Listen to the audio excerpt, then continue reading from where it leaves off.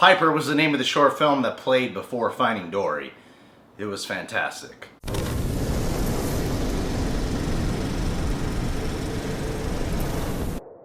Okay, so I just watched Finding Dory. This film is, yeah, it's pretty fantastic. It hits all the right notes, it has a ton of humor, a ton of imagination, and most importantly, it maintains a huge heart. The basic plot of the film is it takes place approximately 1 year after the events of Finding Nemo. Dory now lives with Marin and Nemo, and something starts to happen where Dory, a fish with short-term memory loss, begins to remember who her family actually is, like her biological parents. Should have just said that first instead of making it confusing. Then with the help of Nemo and Marin, Dory sets out on an epic adventure to track down and reunite with her parents. Now, like a lot of films, there's pros and cons of this movie. For me, there's not like super heavy cons, really. First, I'd like to touch on the pros. This film obliterated what I was super worried about to begin with. When I heard the plot of the movie and then I saw the first trailer, I honestly thought this was going to be a movie made solely for marketing purposes. I thought that maybe Disney or Pixar was thinking, Ellen DeGeneres is hot shit right now, so we should capitalize off her stardom and turn her supporting comedic character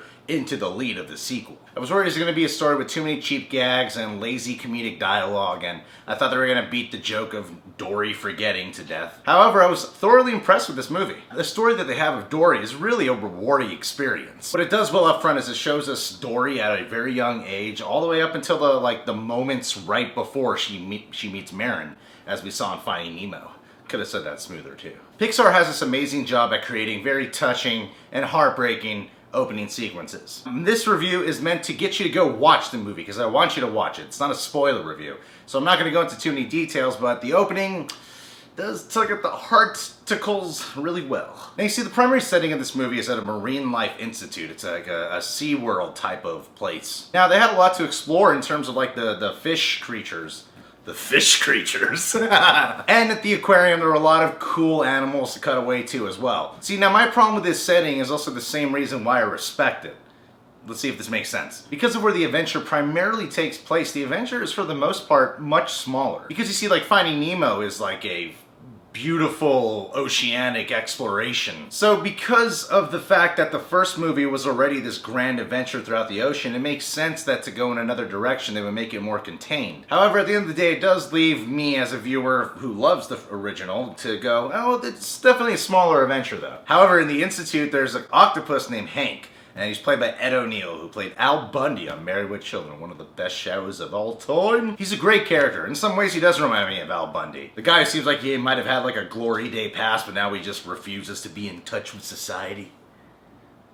Or maybe I'm reading too deep into it. He's an important character to this journey, has a wonderful effect on Dory, and they honestly do a lot of amazing character movement and animation with his character. Like the way they mess with his camouflage, there's some pretty cool stuff in there. But then there's that, even some of the movement with Hank kind of bothered me. I know this is an animated film about fish, Of course there's gonna be ridiculous plot points, however, I can't really find the words for it other than I had to suspend my disbelief a little bit. Now, it's not to say that Finding Nemo didn't have its moments where you're like, yeah, a fish could do that out of water. I felt this movie had a few too many of those moments. Now I know, look, I'm not reviewing Finding Nemo right now, I'm reviewing Finding Dory, but hey, I'm gonna compare it, sorry. What Finding Nemo did for me was it felt like it took me into the world of these sea creatures, Like, it made me go kind of like what Toy Story did with, do my toys really move around and talk when I'm not around? And kind of made me go, maybe that's what the life of, fish are like. It had all the technicalities down, from a great script, to great direction, to great animation,